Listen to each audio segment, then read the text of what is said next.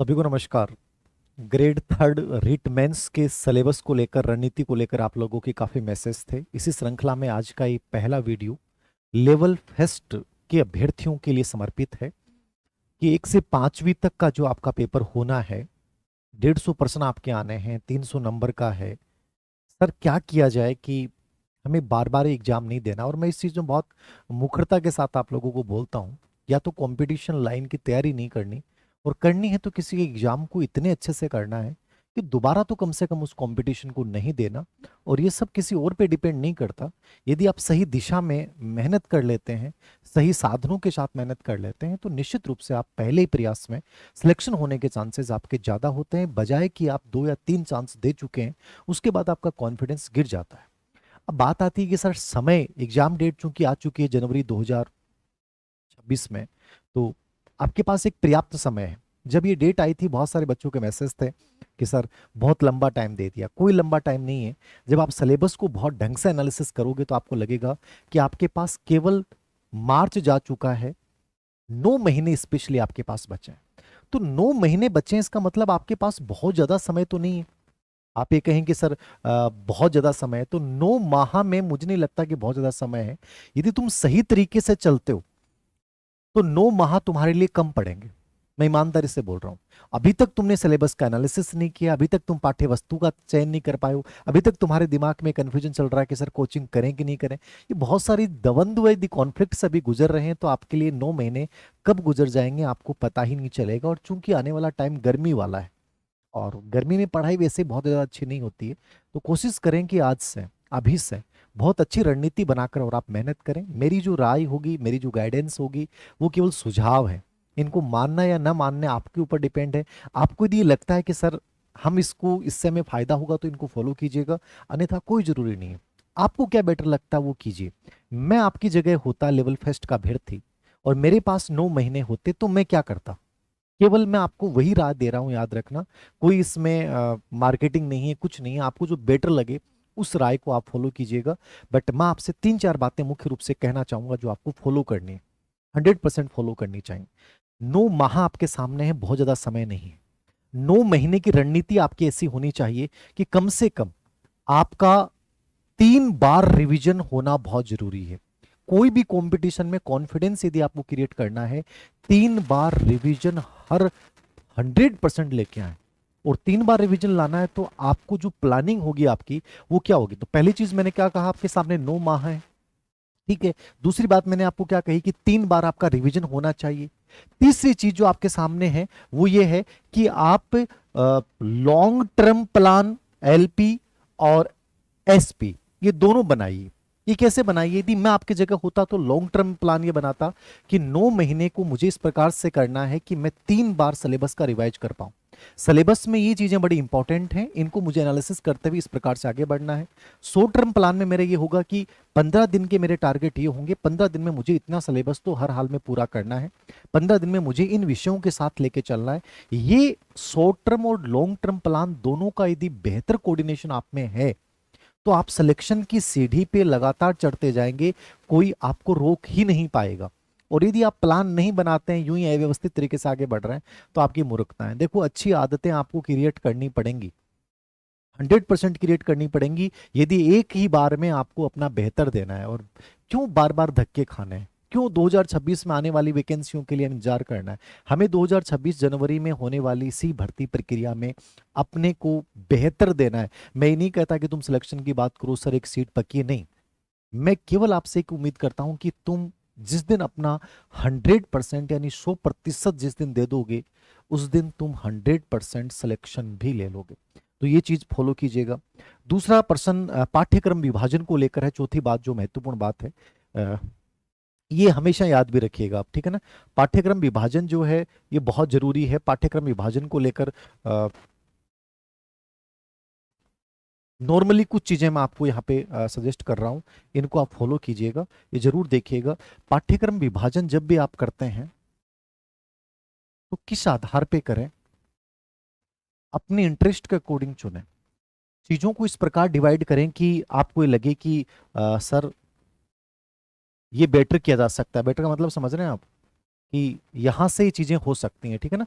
कि जो जो चीज रिलेवेंट है ना उसको उससे जोड़ लो आप, ठीक है। जैसे मान लो छोटा पाठ्यक्रम बट इससे रिलेवेंट है, ये एक पार्ट है लेकिन ये इससे रिलेवेंट है, चाहे इसके साथ वाला कुछ भी हो तो उसको उससे जोड़ लो। पाठ्यक्रम विभाजन जरूर करें। जैसे मैं अभी आपको बताऊंगा कि यदि मैं आपकी जगह होता तो मैं पूरे पाठ्यक्रम को 4 भागों में डिवाइड करता। कैसे डिवाइड करता 4 भागों में? एक पार्ट में क्या होता,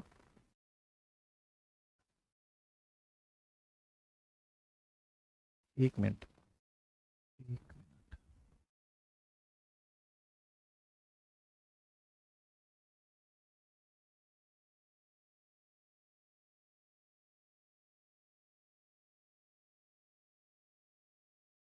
मैं यदि आपकी जगह होता तो मैं क्या करता उसका बता रहा हूँ आपको, थोड़ा सा एक आइडिया लगेगा आप लोगों को कि पूरे पाठ्यक्रम को मैं 4 भागों में डिवाइड करता। जीके वाला जो पार्ट है, एक ये पार्ट है जीके वाला जो आपको पढ़ना है, जो सबसे इंपॉर्टेंट है लेवल फर्स्ट में, ठीक है। उसमें दूसरा पार्ट में जोड़ता साइकोलॉजी, परिदृश्य और आईसीटी में, इन तीनों को साथ लेके चलता। तीसरा पार्ट में जोड़ूंगा विषय, जो आपका 50 नंबर का पार्ट है ये, ठीक है। और ये भी लगभग क्योंकि 12%, 10, 20, 50, ये 50 के आसपास ये है, 50, 55 भी आ जाएगा ये, क्योंकि परिदृश्य के 2-3% एक्स्ट्रा आ जाते हैं। और तीसरा है टीएम, टीचिंग मेथड, ये 40 नंबर का पार्ट है आपका, ठीक है। मैं पूरे सिलेबस को 4 भागों में डिवाइड करूंगा। अब इसमें भी जीके के पार्ट को भी मेरे को सब डिवीजन में बांटना है। सब डिवीजन में कैसे बांटना है भाई? जीके में आपके अंतर्गत ज्योग्राफी आ रही है, जियो आ रहा है, ठीक है, हिस्ट्री आ रहा है, कल्चर आ रहा है, लिटरेचर आ रहा है। ये 4 सबसे इंपॉर्टेंट पार्ट है जीके में। इस बार आपकी नहीं कि पॉलिटी बहुत ज्यादा है, पॉलिटी का एक लाइन डाली हुई है वो अगले वाले पार्ट में, जिसमें पिछली एग्जाम में 3 प्रश्न आए थे। तो आपको 80 पेज नहीं पढ़ने वहां पे। जब 2 या 3% जिस पार्ट में से आ रहे हैं उसको उतना ही वेटेज देना है, मतलब ये एनालिसिस होता है। कभी भी एक अच्छा अभ्यर्थी हमेशा सबसे पहले पाठ्यक्रम एनालिसिस करता है। ज्योग्राफी से मुझे पता है कि 20 प्रश्न आ रहे हैं, ठीक है। हिस्ट्री कला संस्कृति में से 20 प्रश्न आ रहे हैं, लिटरेचर से 10 प्रश्न आ रहे हैं, ठीक है। तो मुझे इनको वेटेज देना है। साइकोलॉजी, आईसीटी और शैक्षिक परिदृश्य में से 50 से 55 नंबर का पार्ट है, तो मुझे इसको वेटेज देना है, ठीक है। सब्जेक्ट 50 नंबर का पार्ट है और टीचिंग मेथड 40 नंबर का पार्ट है। जिसकी जैसे वैल्यू है उसके अकॉर्डिंग मैं उसका विभाजन करूंगा और उसके साथ आगे बढ़ूंगा। ये बहुत जरूरी बात है, ठीक है। चौथा सवाल आप लोगों का, इसके बाद मैं इस पर दोबारा आऊंगा क्या क्या चीजें कैसे पढ़ें इसके लेकर, कि सर कोचिंग करनी चाहिए कि नहीं करनी चाहिए। दोनों सवाल हैं। कोचिंग करने से फायदा होता है, नुकसान भी होता है। कोचिंग सही है, सही टीचर पढ़ाने वाले हैं और टू द पॉइंट अप्रोच के साथ पढ़ा रहे हैं, लिमिटेड टाइम है, 5 घंटे 6 घंटे का टाइम है, बहुत अच्छे से बच्चे आराम से बैठे हैं, भीड़ भाड़ वाला नहीं है, तो वो कोचिंग फायदा भी दे सकती है। लेकिन आप किसी को देखकर टेंशन में आ रहे हैं, 8-8 9 9 घंटे की क्लासें लगाई जा रही हैं, कोई मतलब नहीं है। बेटर है कि सेल्फ स्टडी के साथ जाना चाहिए। आप पहली बार तैयारी कर रहे हैं, कोचिंग आपके लिए गाइडेंस, आपको एक दिशा दे सकती है, लेकिन वो तभी चुनिए जब पढ़ाने वाला टीचर अच्छा हो। यदि आप इकोनॉमिकली नहीं है तो आपको 100% सेल्फ स्टडी पे जाना चाहिए। सर ऑनलाइन या ऑफलाइन कोचिंग में से कौन सा बेटर है? तो मैं कहूंगा कि यदि आपको बेटर टीचर जहां भी मिलता है, चाहे ऑनलाइन में मिले चाहे ऑफलाइन में मिले, आप उसके साथ जाइए, ना कि इस ऑफलाइन ऑनलाइन के चक्कर में पड़िए। आपको ये कंटेंट वहां से बेटर मिल रहा है वहां से लीजिए, ये कंटेंट बेटर यहां से मिल रहा है वो लीजिए। अच्छा विद्यार्थी तो मेरे अकॉर्डिंग ये करेगा, अच्छी चीजें चुन लेगा। मोतियों को चुनो और उसके बाद एक अच्छी सी माला बना दो, एक बेस्ट ऑप्शन है। सर पीवाईक्यू टेस्ट सीरीज के लिए, पीवाईक्यू टेस्ट सीरीज का सिंपल सा फार्मूला है, जब भी आप एक टॉपिक पढ़ें उसके साथ ही पीवाईक्यू पढ़ें। मान लीजिए इतिहास, आहट सभ्यता पढ़ी तो उसके आए हुए प्रश्न देख लीजिए। ऐसी पीवाईक्यू की छोटी छोटी बुकलेट लेके आ जाइए। जैसे इंडियन राजस्थान हिस्ट्री में हमने एक पतली सी बुकलेट निकाली है, सिर्फ स्पेशली इंपॉर्टेंट जो लास्ट ईयर के प्रश्न है, छोटी सी बुकलेट है। तो इंडियन हिस्ट्री में, एस राजस्थान हिस्ट्री में वो बुकलेट लेके आ जाओ या कोई भी दूसरी लेके आ जाओ, आपके पास हो जाएगी। कला संस्कृति हिस्ट्री की वो होगी। ऐसे ही मान लो कि आप बाकी ज्योग्राफी की एक पीवाईक्यू बुक ले जाओ। तो जैसे टॉपिक पढ़ा उसके साथ ही पीवाईक्यू निकाली। टेस्ट सीरीज सर ज्वाइन करनी चाहिए कि नहीं करनी चाहिए? टेस्ट सीरीज यदि आपने सिलेबस पढ़ लिया है, उस सिलेबस का रिवाइज करने के लिए टेस्ट सीरीज फायदेमंद हो सकती है। बट अभी टेस्ट सीरीज ज्वाइन करने के बजाय जुलाई के बाद जो आप टेस्ट सीरीज ज्वाइन करें, निश्चित रूप से आपका अपना आत्म मूल्यांकन करने में फायदेमंद होती है, यदि एक्सपर्ट द्वारा बनाई गई हो, ना कि कोई कोचिंग के कंटेंट राइटर द्वारा बनाई गई हो।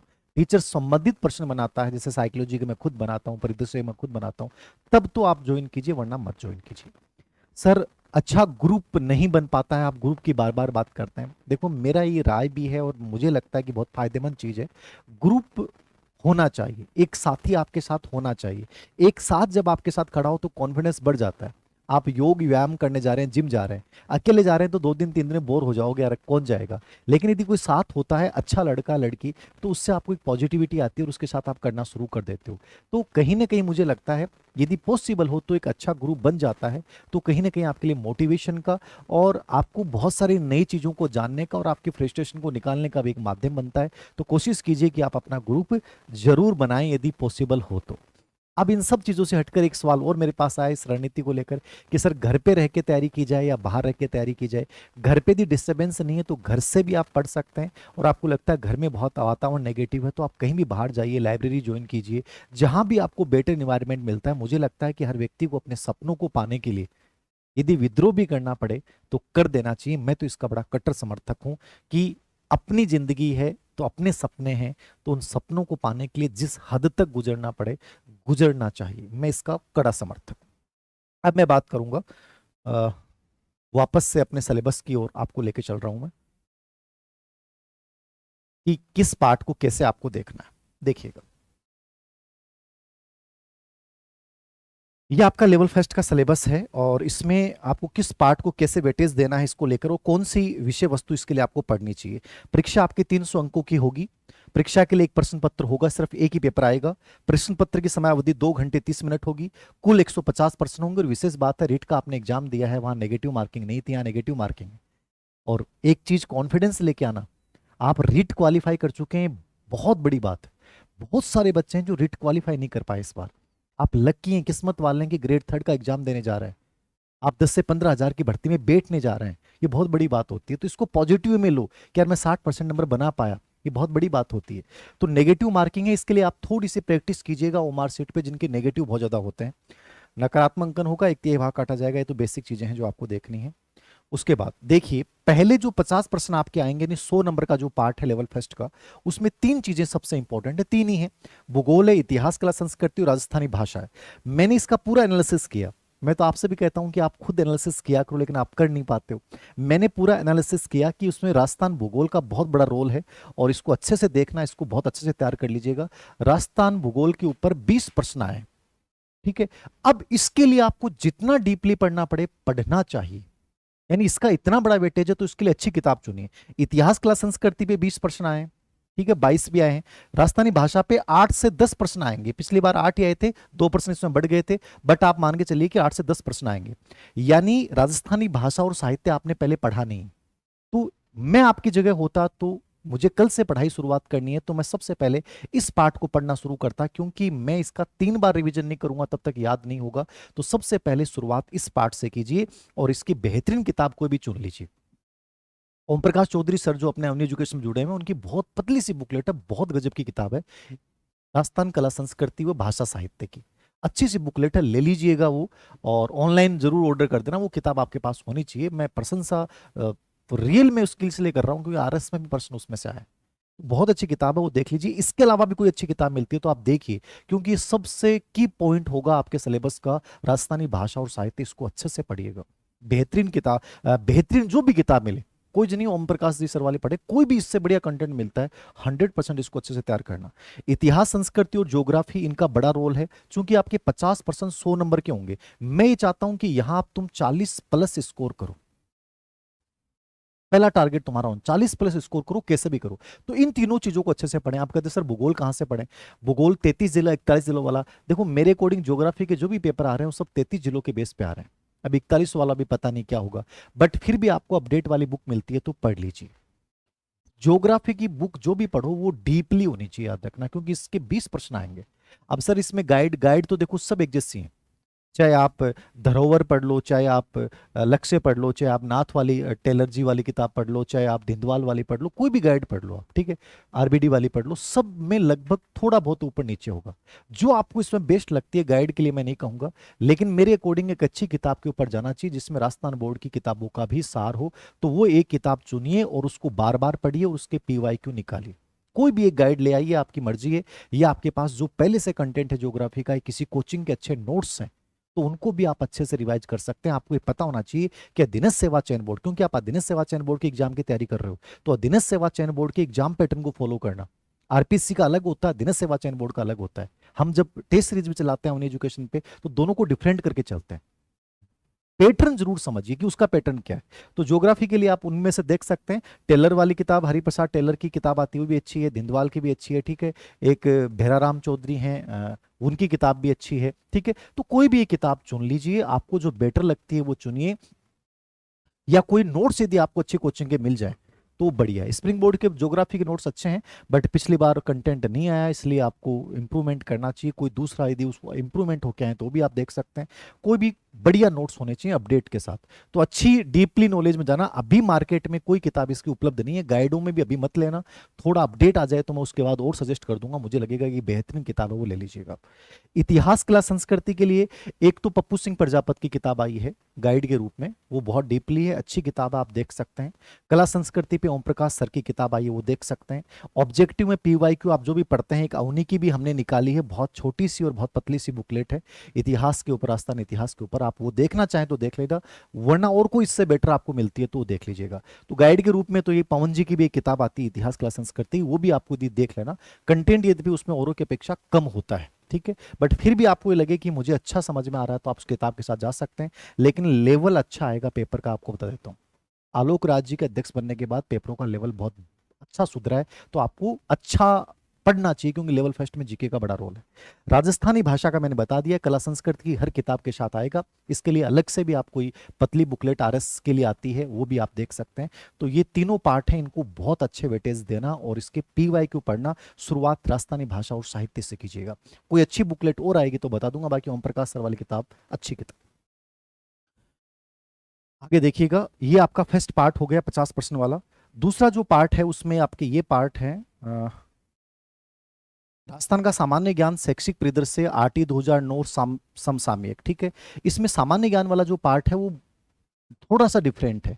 इसमें राजस्थान के प्रतीक चिन्ह, राजस्थान के अनुसंधान केंद्र, फ्लैगशिप योजनाएं, जन कल्याणकारी योजनाएं, ठीक है, राजस्थान के प्रमुख उद्योग, तो राजस्थान की प्रशासनिक व्यवस्था। प्रशासनिक व्यवस्था एक छोटा सा बिंदु डाल रखा है, तो बहुत ज्यादा डिटेल्ड मैटर मत पढ़ना, क्योंकि इसके प्रश्न भी 3 ही आए, तो इसको थोड़ा सा संतुलित पढ़ना। इसमें से खेल वाला बिंदु है, उसमें से पिछली बार 7 प्रश्न आ गए, तो खेल वाले को ढंग से पढ़ लीजिए। फ्लेक्सिब योजनाएं, जन कल्याणकारी योजनाओं पे 7-8 प्रश्न आ गए, उसको अच्छे से पढ़ लीजिए। ये दिमाग में विजन बना के चलिए कि इसमें सबसे इंपॉर्टेंट पार्ट क्या है। मान लीजिए कि ये 40 प्रश्न आएंगे, ठीक है, इसमें 12 प्रश्न पिछली बार यहां से आए थे आरटी और शैक्षिक परिदृश्य से, 10% यहां से आए थे करंट से, तो 12, 10, 22 हो गए ना। तो राजस्थान के सामान्य ज्ञान पे बाकी जो प्रश्न बच गए वो क्या बच गए, लगभग ये मान के चलो कि 18 के आसपास प्रश्न जो है वो यहां से पूछेगा। तो इस प्रकार से पूरा दिमाग में डिवाइडेशन कर लो कि करंट अपने को पढ़ना है तो मूमल लेके आ जाइए, विनोद स्वामी वाली किताब लेके आ जाइए, जो भी आपको बेटर मिलता है, साथ साथ हल्का हल्का पढ़ना शुरू कर दीजिए। लेकिन एक साथ पढ़ोगे प्रेशर आ जाएगा। फ्लेगशिप कल्याणकारी योजनाएं ढंग से पढ़ ली तो करंट आधा ही तैयार हो गया, खेल वाला पढ़ लिया करंट तैयार हो गया। तो हल्का हल्का पढ़ते रहो, राजस्थान के बजट को, इकोनॉमिक सर्वे को, इनको पढ़ लो, पहले से तैयार कर लो, टाइम आपके पास। आरटी और शैक्षिक परिदृश्य वाला 12 प्रश्न आएंगे, लेकिन इसमें मार्केट में अभी कोई अपडेट बुक नहीं है। 2-3 बुकलेट मैंने देखी, मैं लेके आया था इसको वीडियो बनाने से पहले, लेकिन उसमें पुराना है, एनईपी 2020 में राजस्थान में वर्तमान में क्या हो गया दे नहीं रखा है। तो ये थोड़ा सा भी कमियां है, इसका इंतजार कीजिए। मैं इस पे एक बेहतरीन किताब तैयार कर रहा हूं, maybe April first week में वो किताब आ जाएगी। विश्वास के साथ कह सकता हूं बेस्ट होगी, लेकिन उससे भी बेस्ट आपको कोई मिलती है तो आप खुद चूज कर लीजिएगा, ठीक है। एक राकेश जी की किताब आई थी, वो भी किताब अच्छी है, बट अपडेट के साथ मैंने देखी नहीं है। उन्होंने मुझे सजेस्ट की थी, किताब के बारे में सुना भी अच्छा है, बट अपडेट है कि नहीं मुझे नहीं पता। एनईपी 2020 और ये सब चीजें अपडेट होनी बहुत जरूरी है, इसमें नवाचार अपडेट होने जरूरी है। अब से ध्रुव पे प्रश्न आ गया तो अपडेट होना बहुत जरूरी है। केंद्र की योजनाएं कौन सी नई आ गई वो अपडेट होनी जरूरी है, क्योंकि इसमें नए प्रश्न आए, करंट प्रश्न आएंगे। तो इसका थोड़ा सा इंतजार कीजिए इन दोनों पार्ट का, मैं इस पे प्रयास कर रहा हूं, निकाल दूंगा। सामान्य ज्ञान वाला, इसमें प्रतीक चिन्ह है, अनुसंधान के अंदर है, ये भी करंट से रिलेवेंट कुछ चीजें हैं, राज्य व्यवस्था वाला प्रश्न है। तो इसके लिए आप कोई भी गाइड ले लीजिएगा, ज्यादा बेटर रहेगा, क्योंकि इसमें बहुत सारे टॉपिक, कोई ज्योग्राफी का है, कोई कला धार्मिक स्थल कला संस्कृति वाला टॉपिक ले लिया, तो मतलब फर्स्ट वाला पार्ट अच्छे तैयार हो गया, तो ये भी तैयार हो गया, ठीक है। पॉलिटी का कुछ पार्ट है, लेकिन प्रश्न पिछली बार कम ही आए थे। तो इस प्रकार से ये मिला जुला मिश्रण है, तो इसके लिए आप कोई गाइड ले सकते हैं। शैक्षिक परिदृश्य को अपडेट ही किताब लेना, जो भी लो, या कोई कोचिंग में आपको अच्छा पढ़ाता है तो वो ले लीजिएगा। करंट हल्का हल्का पढ़ना शुरू कर दीजिए। ये 80 अंक का प्रश्न है। ये दूसरा पार्ट हो गया। मैं ये कहूंगा कि शैक्षिक परिदृश्यों को आप साइकोलॉजी और शैक्षिक परिदृश्य और आईसीटी को, तीनों के एक पार्ट बना के पढ़ना उनको, कि ये मुझे 50-55 नंबर का जो क्वेश्चन जो है ये मुझे अलग से करना है, ये देख लीजिएगा। फिर है आपका तीसरा पार्ट जो आपका आएगा उसमें आ जाएगा आपका विद्यालय विषय। ये 25% आपके आएंगे, हर 5 अंक के हिंदी, इंग्लिश, गणित, सामान्य विज्ञान और सामाजिक अध्ययन। कोशिश करेंगे राजस्थान बोर्ड जो एनसीईआरटी की किताबें चल रही हैं उन्हीं से आप तैयार करें। इसके लिए अभी गाइड मत खरीदिए, लास्ट में कोई गाइड खरीदो तो खरीद लेना। ये हिंदी आपने रीट में पढ़ी है वो सेम पढ़ लेना, राजस्थान बोर्ड वाली किताब। इंग्लिश जो रीट में आपने पढ़ी है बीके रस्तोगी वाली, वही 5 टॉपिक गिनती के पढ़ने आपको। मैथ्स जो है वो राजस्थान बोर्ड वाली किताब या जो भी किताब आपके पास उससे पढ़ लीजिएगा। जनरल साइंस और सामाजिक अध्ययन भी राजस्थान एनसीईआरटी को ही पढ़ना। पूरी पिछली बार जो पेपर आया था वो कंप्लीट एनसीईआरटी से पूछा गया था। तो मेरी तो राय ये है कि आप इस पूरे 50 नंबर के पार्ट में स्पेशली जो आप पढ़ोगे वो एनसीईआरटी यानी राजस्थान बोर्ड की जो आपकी किताब चल रही है ना आरबीसी बोर्ड की, वही एनसीईआरटी है, याद रखना, ठीक है ना। तो ज्यादा कंफ्यूज मत होना, वही किताबें पढ़ लेना। हिंदी इंग्लिश आपकी पढ़ी हुई है, इस पार्ट को अच्छे से तैयार कर लीजिएगा। बाकी अनावश्यक रूप से कुछ ज्यादा पढ़ने की आवश्यकता आपको है नहीं। तो ये अच्छा पार्ट है, बट इसको बहुत ज्यादा समय मत देना, संक्षिप्त में पढ़ना है, टू द पॉइंट पढ़ना है, प्रश्न बाहर नहीं आएगा, 100% बोल रहा हूँ। इजी पैटर्न में पढ़ोगे, समझोगे कि प्रश्न टॉपिक क्या है। ऐसा नहीं अनावश्यक कंटेंट एकत्रित कर लिया, कोचिंगों के चक्कर में पड़ गए, नहीं। इजी इजी पढ़िए, टू द पॉइंट पढ़िए। इसमें कोई अच्छी किताब आएगी तो बता दूंगा मैं। उसके बाद आपका है टीचिंग मेथड वाला पार्ट होगा शायद, शैक्षणिक रीति विज्ञान। ये 20% आएंगे, 40 अंक के। मैंने ये देखा है कि टीचिंग मेथड वाला पार्ट जो है बहुत आसान है। आसान कैसे? सभी 5 पार्ट में निदानात्मक उपचारात्मक शिक्षण, मूल्यांकन की विधियां और प्रत्येक विषय की चुनौतियां, ये 3 तो कॉमन टॉपिक है। ये हमने रीट में भी पढ़े हैं और यहां भी पढ़ने हैं। और प्रत्येक विषय की शिक्षण विधियां, स्पेशली मेथड में जो प्रश्न आते हैं वो पीवाईक्यू बेस आते हैं। यद्यपि पीवाईक्यू बेस हमें किताब निकाल रहे हैं, लेकिन फिर भी आप मार्केट में थ्योरी के लिए आपने जो रीट में पढ़ी थी सेम वही किताबें पढ़िए, चेंज मत कीजिए, वहीं से प्रश्न हो जाएंगे। बहुत इजी पार्ट है ये। और ये कोशिश कीजिएगा कि ये 40 अंक में आपके 38 से कम तो आने नहीं चाहिए, क्योंकि सबसे इजी पार्ट है। समझने का तरीका डेवलप करना और कुछ नहीं है मेथड पे, पीवाईक्यू हल निकालना है।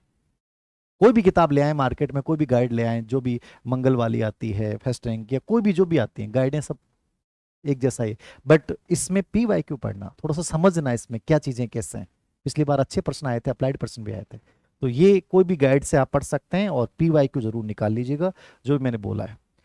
उसके बाद अगला पार्ट आता है आपका साइकोलॉजी। साइकोलॉजी के 10% 20 अंक का मनोविज्ञान है, और आईसीटी 5% 10 अंक। साइकोलॉजी में जो आपका सिलेबस है, पिछली बार के प्रश्न देखे मैंने, अधिगम से बहुत ज्यादा प्रश्न पूछे गए, ठीक है। जो सेकंड ग्रेड का सिलेबस है स्पेशली वही है। तो इसको लेकर अभी जो नई किताब मैं अपडेट कर रहा हूं अवनी वाली, वो बहुत अच्छी किताब आई है। कुछ चीजें संक्षिप्त की हैं, प्लस रीट की जो नई चीजें पूछी गई उनको भी उसमें अपडेट किया गया है। तो वो, और अधीनस्थ सेवा चयन बोर्ड के सिर्फ आए हुए प्रश्न लास्ट में डालें, ताकि आपको पता चले कि अधीनस्थ सेवा चयन बोर्ड ऐसे प्रश्न पूछता है। तो अधीनस्थ सेवा चयन बोर्ड के आए हुए प्रश्न हर टॉपिक के साथ में डालें लास्ट में, जिससे आपको आइडिया लग जाएगा कि अधीनस्थ सेवा चयन बोर्ड ऐसे साइकोलॉजी में प्रश्न पूछता है। तो वो समझ बनाने के लिए जरूरी है कि छोटी सी किताब निकाली है। शैक्षिक परिदृश्य से अलग से निकालेंगे हम, पहले साइकोलॉजी निकाल रहे हैं। आईसीटी जो पिछली बार आया था 10 नंबर का पार्ट है, वो सबसे हार्ड पूछा गया था। और आईसीटी में पिछली बार 9वीं 10वीं की किताब से प्रश्न पूछे गए थे जो प्रैक्टिकल वाले हैं। तो कोशिश कीजिएगा इस बार आप थ्योरेटिकल ना पढ़ें, इसको प्रैक्टिकल अप्रोच के साथ आईसीटी को पढ़ें। और 9 10 की किताब से एक भी प्रश्न बाहर नहीं आया था। कोई भी कोर्स ले सकते हैं, हमने भी इसका जारी किया है, बट आपको जहां बेटर लगे वहां कोर्स ले लीजिए, या कोई पतली सी बुकलेट जो 9वीं 10वीं की किताबों के आधार पे हो तो उसको ले लेना, क्योंकि पिछले बार के पेपर देखिएगा बहुत हार्ड आईसीटी पूछी गई थी। तो ये टोटल आपका पार्ट है। मैं तो ये मानता हूं पूरा विभाजन करके खुद पे विश्वास रखते हुए आगे बढ़ोगे तो लेवल फर्स्ट में तुम आसान से कर जाओगे। ज्योग्राफ जीके वाले पार्ट को ध्यान से कीजिएगा, शैक्षिक परिदृश्य पे ध्यान दीजिएगा, करंट में योजनाओं पे अच्छे से तैयार कीजिएगा, खुद पे विश्वास रखिएगा, हर चीज पॉसिबल है। तो लग जाइए, आप सबको शुभकामनाएं। और कोई अच्छी किताब इसके ऊपर मिलेगी तो मैं आपको सजेस्ट कर दूंगा। मेरे अकॉर्डिंग अब बिना इंतजार किए आपको शुरू हो जाना चाहिए। सभी को बहुत सारी शुभकामनाएं, धन्यवाद।